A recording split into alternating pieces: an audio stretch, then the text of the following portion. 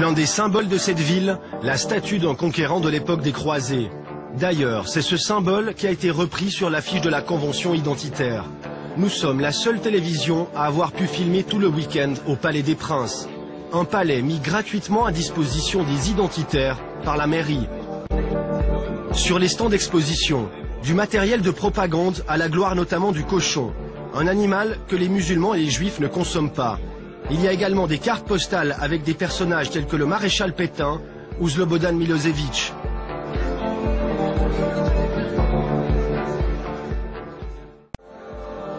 Le fondateur et le leader du bloc identitaire, c'est lui, Fabrice Robert. Aujourd'hui, il se présente aux médias comme un homme posé et réfléchi. Nous sommes pour une Europe européenne, une Asie asiatique, une Afrique africaine. Mais si je vous dis maintenant, par exemple, que vous êtes raciste, qu'est-ce que vous me répondez?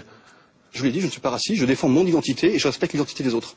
Fabrice Robert est l'un des fondateurs d'Unité Radicale, un groupuscule célèbre depuis qu'un de ses membres présumés avait tenté d'assassiner Jacques Chirac. Un groupe dissous pour cause d'idéologie raciste, discriminatoire et antisémite. Il est 16h, 500 personnes pour l'une des conférences les plus attendues du week-end. Dominique Bettig est assis aux côtés de l'Italien Mario Borghesio de la Ligue du Nord et d'autres députés de partis européens très à droite. Le programme de l'Italien est plutôt éloquent, un véritable appel au combat. Il nous fait donc une école européenne de formation. Je lance ici la proposition d'une université, pas seulement d'été.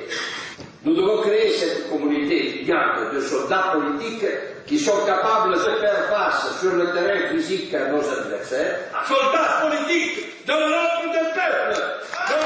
Et lorsqu'ils se mettent à hurler, la foule l'acclame, l'ovationne.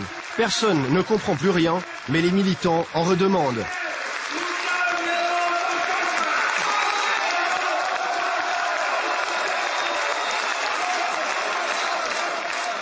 Juste après, c'est au tour de Dominique Bettig. C'est avec un grand plaisir que je suis ici parmi vous.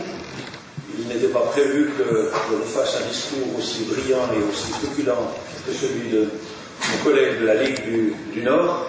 Les Linares sont des autocéphalistes qu'on comprend, qui disent bien ce que c'est le pouvoir masculin.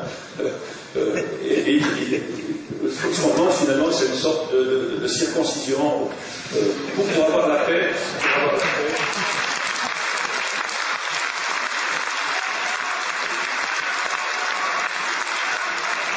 Cette semaine, le quotidien jurassien a en outre révélé que Dominique Bettig avait fondé dans les années 70 un groupuscule à tendance nazi-maoïste avant de devenir l'éditeur responsable d'un bulletin nationaliste révolutionnaire.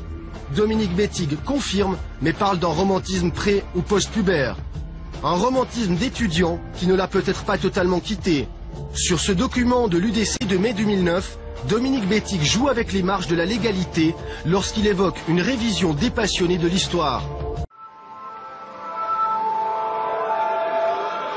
Le soir, place au banquet des identitaires. Les Niçois sont parmi les plus actifs du mouvement.